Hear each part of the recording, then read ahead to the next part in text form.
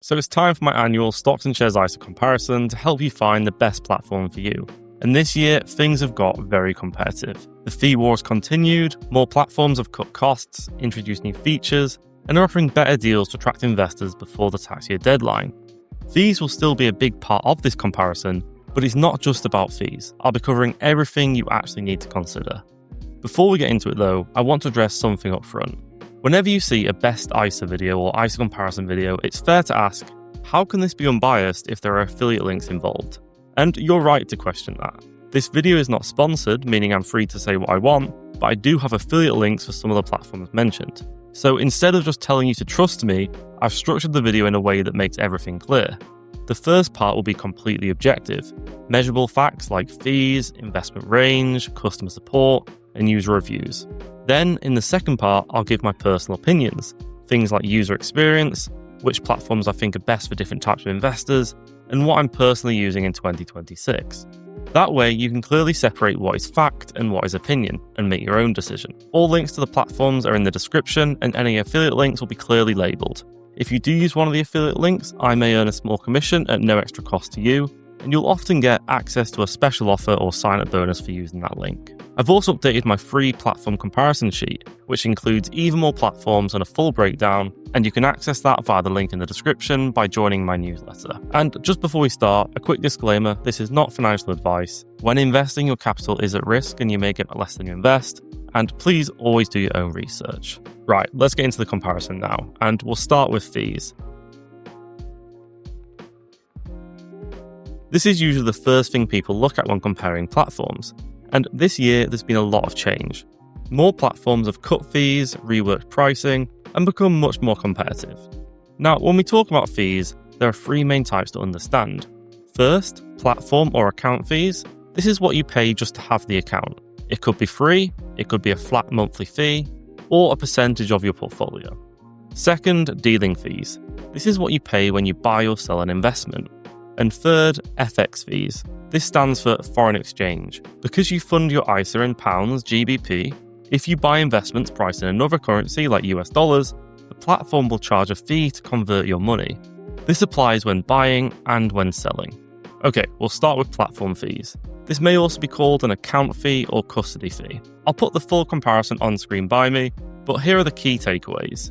There are now a number of platforms offering completely free ISAs with no platform fees at all. These include Trading 212, InvestEngine, Lightyear, Freetrade, XTB, and IG. Now that is a very big shift compared to a few years ago.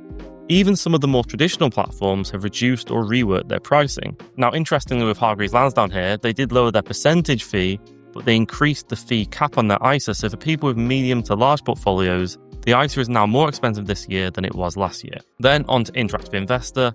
They've also tweaked their pricing tiers depending on portfolio size. So overall, platform fees are becoming less of a differentiator, especially for ETF investors. In most cases, even platforms that charge fees usually have quite a low fee cap for holding ETFs. Next, dealing fees. Again, I'll show the full breakdown on screen, but here's what actually matters. A lot of platforms now offer zero commission trading. Trading 212, InvestEngine, Lightyear, Vanguard, XTB within limits, and IG all fall into this category. With all of these, it's worth remembering that when investing into ETFs or funds, the fund management fees still apply. You usually can't avoid these. However, some of the more traditional platforms will still charge you per trade. For example, Hargreaves Lansdown charges for share dealing unless you use a regular investment plan. And AJ Bell and Fidelity also have dealing fees depending on how you invest. That being said, HL have significantly reduced their dealing fee from £11.95 to £6.95 for shares and ETFs. At the same time though, they have introduced a fee for mutual fund dealing, which was previously free. One important thing to keep in mind here is that even if dealing is free, that doesn't mean that no costs will be charged by your platform on trades, because FX fees may still apply. So that leads us nicely onto FX fees. This is where things can vary quite a lot between platforms and where people can get stung if they don't fully understand how much their platform is charging them. For some platforms, FX fees are not applicable because they only offer investments that are listed in GBP, Great British Pounds. For example, InvestEngine and Vanguard. Where platforms do offer stocks and ETFs listed in other currencies, they tend to charge a percentage fee to convert your GBP upon buying and selling. This can vary significantly. Trading 212 for a long time stood out as having one of the lowest FX fees at just 0.15%. However, Lightyear has recently lowered the FX fee to 0.1%, so they actually are now slightly lower than Trading 212. On the other hand, while some of the more traditional platforms rework their FX fees, they still tend to be significantly higher, often starting at around 0.75% and tiering down. Freetrade's FX fee varies depending on the plan that you're on, and it is actually quite expensive if you're just on the basic plan. And XTB's FX fee sits somewhere in the middle at around 0.5%. So what is the overall takeaway here? There are now more genuinely low-cost investing platforms than ever before. You can invest today with no platform fee, no dealing fee. That doesn't automatically make one platform the best. FX fees can still matter depending on what you invest into, and some platforms are cheaper in one area, but more expensive in another. So fees are important, but they're only one part of the decision. So that's the fees. Now let's look at the investment range. This is really important because there's no point choosing the cheapest platform if it doesn't actually offer the investments you want. For this comparison, I'm focusing on three main types of investment: individual stocks, ETFs, and mutual funds, which includes things like OEICs and unit trusts in the UK. I'll also put on screen whether the platforms offer individual bonds and or gilts, but that is a bit more niche and it may not be relevant to everyone watching this video. Okay, the full comparison's on screen by me here. Here's how the platforms group out. First of all, you've got platforms that offer a bit of everything: stocks, ETFs, and mutual funds. These include Hargreaves Lansdown, Interactive Investor, AJ Bell, Fidelity, and Freetrade. With the exception of Freetrade, which can still be considered a neo-broker, these are your more traditional, full-service platforms with the widest investment choice. Then you've got platforms that focus on stocks and ETFs only. That includes Trading 212, Lightyear, XTB, and IG. These still give you a lot of flexibility, especially if you mainly invest into ETFs or individual companies, but you won't have access to mutual funds, so if that's important to you, of course, that's something to consider. And then finally, you've got platforms that are more specialized. For example, InvestEngine only offer ETFs. They call themselves the ETF investment platform. And Vanguard only offer ETFs and mutual funds, but importantly, only offer their own Vanguard products. That doesn't necessarily make them worse. In fact, for a lot of long-term investors, especially those focusing on simple ETF portfolios, this might actually be all you need. It might be a pro. There's a couple of things worth noting here. First, even within the same category, the actual selection can vary. All platforms may offer ETFs, but the number of ETFs they offer can be very different. For example, Lightyear has a large number of stocks, but at the moment only has 73 GBP listed ETFs available in their ISA. Although the Lightyear team have let me know that very soon they will drastically increase this number. This may well already be the case by the time you're watching. And XTB, importantly, currently doesn't offer some popular ETFs like VWRP or VWRL, which could be a limitation depending on what you're looking to invest in. The thing to keep in mind here for me is that most platforms will cover the basics for the average investor. If you want a global fund, you'll probably be able to find that on any platform. But the best platform really depends on what exactly you want to invest in. If you want maximum flexibility, a full-service platform might make complete sense. If you're focused on a simple ETF portfolio, a more specialized platform could be perfectly fine and often cheaper. Now, although stocks and shares ISAs are designed for investing, you can still hold cash within them, and many platforms do offer interest on that cash, so that has become another factor to consider. That said, HMRC has indicated that the rules around holding cash or cash-like investments in stocks and shares ISAs could change in the future, so this is something to be aware of. However, based on the rules today, you can earn interest on cash within your ISA. One really important thing to understand here is how the interest is generated. Some platforms pay interest by holding your cash in a bank. Others generate this interest through money market funds, which are investment products. Money market funds are generally considered very low risk and are often described as cash-like because they invest in short-term, high-quality debt. However, they are still investments. That means they do not benefit from FSCS protection in the same way as bank deposits. Personally, I'm comfortable with that small additional risk, but it's something you should understand and make your own decision about. Here's the full breakdown on screen, and we'll go through some key figures. Trading 212 currently offers around 3.8% AER and uses both banks and qualifying money market funds. Lightyear offers 3.76% AER through their vaults, which uses a money market fund to deliver this rate. XTB stands out with a higher headline rate, around 6% for the first 90 days for new clients, then 4% after that, although terms do apply. It's also clear that many of the more traditional platforms tend to offer significantly lower rates, and they vary this depending on your cash balance. Some platforms, like InvestEngine, don't offer interest on cash at all, which may or may not be of concern to you. So to sum up here, earning interest on cash can be a nice additional feature, especially if you are staying out of the stock market for a period of time, but it probably shouldn't be the main reason you choose a platform. And it's important to understand how that interest is generated, whether that's through a bank deposit or through a money market fund. Next, let's take a look at customer support. This is something that's easy to overlook, but it is important. You're trusting these platforms with your money, so you want to feel comfortable with how you can contact them if something goes wrong. I'll put the full comparison on screen again, but broadly, platforms fall into two groups. Some platforms offer message or email support only. That includes Trading 212, InvestEngine, and Lightyear. Others also offer telephone support. That includes Vanguard, Hargreaves Lansdown, Interactive Investor, AJ Bell, and Fidelity. One thing worth noting here is that platforms offering telephone support are often the ones with higher fees. That makes sense because running phone-based support teams is expensive. If having access to a phone line is important to you, then a more traditional platform might suit you better. If you're comfortable using live chat or email, then many of the newer, lower-cost platforms will still meet your needs. And importantly here, not having a phone line does not mean customer support is bad, it's just a different way of delivering it. Now, we'll take a quick look at Trustpilot Scores. This gives you a sense of what customers think about these platforms rather than just what I think. Here's the breakdown on screen, including the number of reviews, because that's important as well. Most platforms here actually score quite highly, generally sitting somewhere between 4.3 and 4.9 out of 5. AJ Bell is one of the highest rated, whilst platforms like Trading 212, Vanguard, Fidelity, Lightyear, InvestEngine also score strongly with a large number of reviews.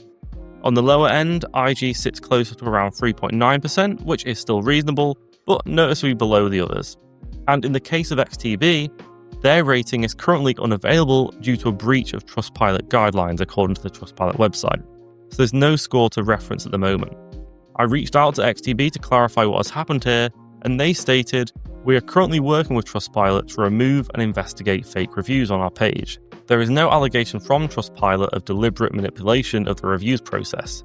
In fact, we have recently integrated the Trustpilot API directly into our app to redirect users to leave reviews directly." I'll be keeping an eye on this to see if this warning is removed. With all these ratings, one thing to keep in mind here is that Trustpilot can be useful, but it shouldn't be taken in isolation. People are often more likely to leave a review when something goes wrong, and platforms with a much larger user base will naturally have more reviews, especially if they prompt you to leave one, both positive and negative. So it's a helpful data point, but not something I'd base my entire decision on. Okay, now onto the subjective part of the video where my opinions come into it and I'll hand out a few awards. As always, you may come to different conclusions to me, and you should always do your own research. With all investing, your capital is at risk and you may get ballasting invested. Past performance doesn't guarantee future results, and this information is not investment advice. Trading 212 remains my top pick going into this tax year. For me, it just has the best overall combination of low fees, a huge investment range, and a very easy to use app. It does everything I need in one place. Whilst it is my favourite, there are a couple of downsides, of course. This app can make investing feel very easy, which for some people can lead to overtrading. It also doesn't offer mutual funds or individual bonds and gilts. But personally, these things are not an issue for me. I trust myself to not overtrade, and at the moment, I'm not too interested in having individual bonds or gilts in my portfolio. The range of ETFs available covers everything that I need. The gap between platforms has definitely narrowed this year, but for now, Trading 212 still edges it as my top overall pick. And as I am an affiliate partner, they do also offer new users free fractional shares worth up to £100 when you sign up via the link in my description or scan the QR code on screen. Alternatively, within 10 days of opening your account, you can use the promo code TOM in the menu page of the app. For user experience, Lightyear stands out for me, and sign-up process are easily one of the best I've experienced. It's clean, intuitive, and has just the right amount of information without feeling overwhelming. It's also now one of the cheapest platforms available, especially after the FX fee reduction to just 0.1%. The main reason it doesn't take the top overall spot for me is the investment range for UK investors. Right now, the number of GBP-listed ETFs is still relatively limited. For many people, that will still be enough, but for me, there are still some gaps. That said, if they continue expanding their offering, Lightyear could very easily become a top pick in the future. I'll also be starting a new portfolio of Lightyear this tax year to properly test it, and I'll share the updates on the channel. If you want to try out Lightyear, you can sign up via my affiliate link in the description below or scan the QR code on screen to claim up to £100 in a fractional share or ETF in your general investment account when you complete registration and deposit at least £100. Alternatively, you can use the promo code TOM during the sign-up process or in the menu page of the app. When investing, your capital is at risk, the value of investments can go down as well as up, and terms and conditions do apply. As this is an affiliate link and code, I may also earn a small commission if you sign up via them. If your goal is simple, long-term ETF investing with as few distractions as possible, then InvestEngine stands out for me. It's ETF only and uses once per day dealing, which means not constantly tempted to buy and sell. You quite simply can't constantly buy and sell. For some people, that's a downside. They don't like it. It feels a bit clunky. But for others, ETF only and once per day dealing are major pros. It's exactly what they want.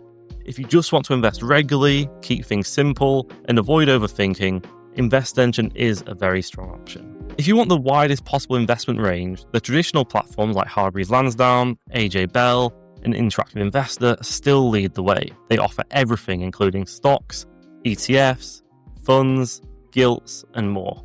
But if you're looking for a balance between broad investment range and lower fees, Freetrade is a strong option. It offers stocks, ETFs, mutual funds, and even UK Treasury bills and gilts, while still maintaining a modern app and low fees. So if you want more than just shares and ETFs, but you don't want to go fully into the higher fee platforms, Freetrade could be a good middle ground. So I've handed out my awards, but the most important thing to remember is this: the best platform really is subjective. The best platform for you might not be the best platform for me, so it's important that you do your own research. I've linked my full comparison sheet in the description to help you exactly with that. The good news is that there are now so many strong options, and to be honest, the most important thing with investing remains to actually be getting started. Choosing a good enough platform and starting is far better than waiting around trying to find the perfect one. If the platform you pick allows easy transfers, you can always move later if your needs change or you change your mind. Another key point is to judge platforms based on what they're designed for and what you actually need. There's no point ruling out a platform for having a limited ETF range if you're only ever going to invest into a single global ETF anyway. And in the same way, FX fees don't matter at all if you're only going to invest into GBP-listed ETFs and funds. A final thing to mention here is that around ISA season, most platforms do offer transfer bonuses or cashback offers. Rather than sitting here and listing out all these offers because they can be quite complicated, I'll include as many as I can in the description. It's definitely something worth checking, especially if you've got a significant lump sum or you're looking to transfer an existing ISA. To conclude, there's no perfect platform, just the one that works best for you. Let me know what you think in the comments below. Which platform are you using this tax year, and who do you think comes out on top? One final reminder, my full comparison sheet is in the description, it's completely free, and gives you a much deeper breakdown than what I can in this video. If you found this video useful, feel free to give it a like and subscribe for more investing content. Thanks for watching, and I'll see you in the next one.